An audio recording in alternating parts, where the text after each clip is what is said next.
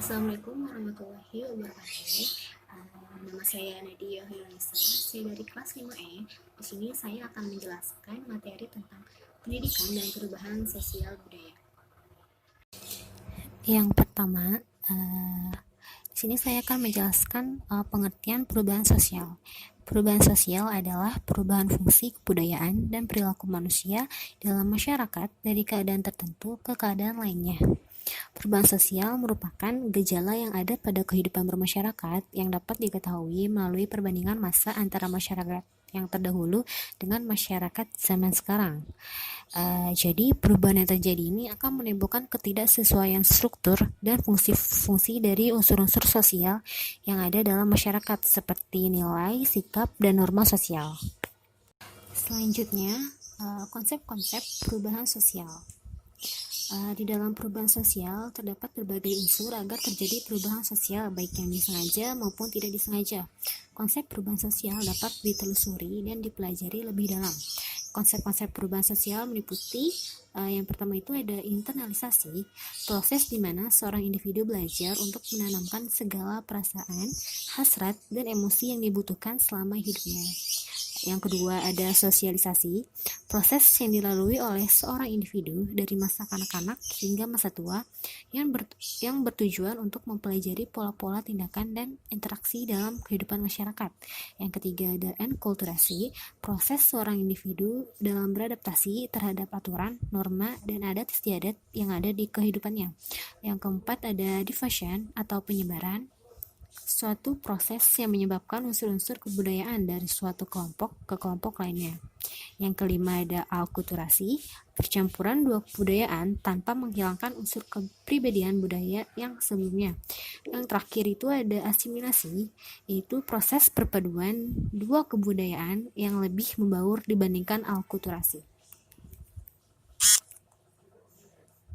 Selanjutnya ada teori-teori perubahan sosial. Perubahan terjadi karena adanya modifikasi dari beberapa pola kehidupan.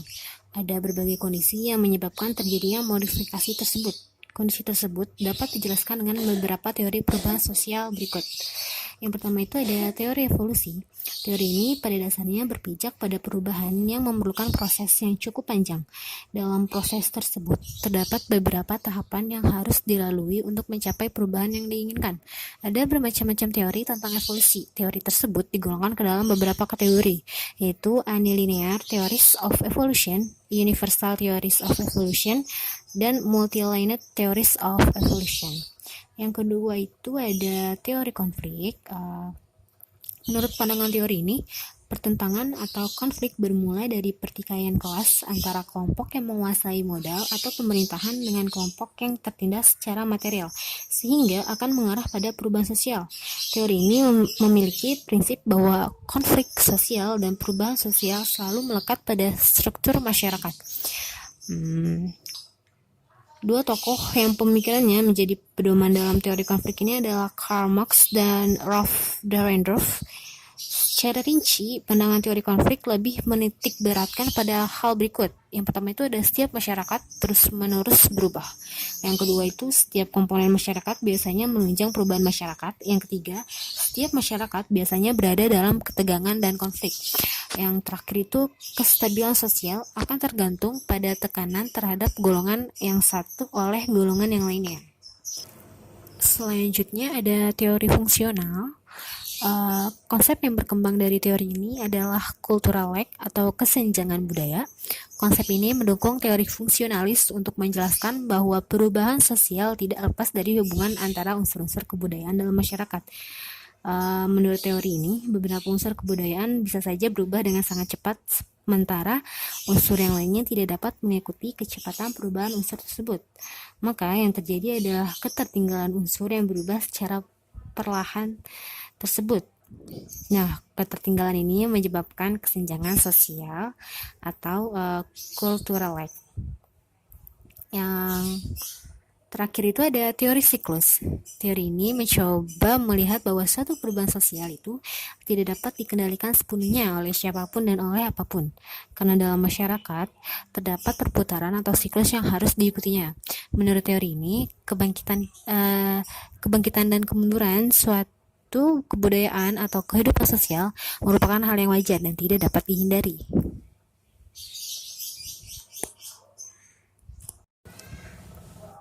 Selanjutnya ada faktor-faktor perubahan sosial. Pada umumnya, setiap perubahan tidak terjadi dengan sendirinya. Ada faktor yang menyebabkan sesuatu tersebut berubah. Demikian juga dengan perubahan-perubahan yang terjadi di lingkungan sosial masyarakat. Faktor tersebut menjadi dua, yaitu faktor yang berasal dari masyarakat itu sendiri dan faktor dari luar. Faktor dari masyarakat itu sendiri, yang pertama ada bertambah atau berkurangnya penduduk. Pertumbuhan pendudukan adalah faktor yang paling sering dikaitkan dengan perubahan sosial, pembangunan, dan lainnya.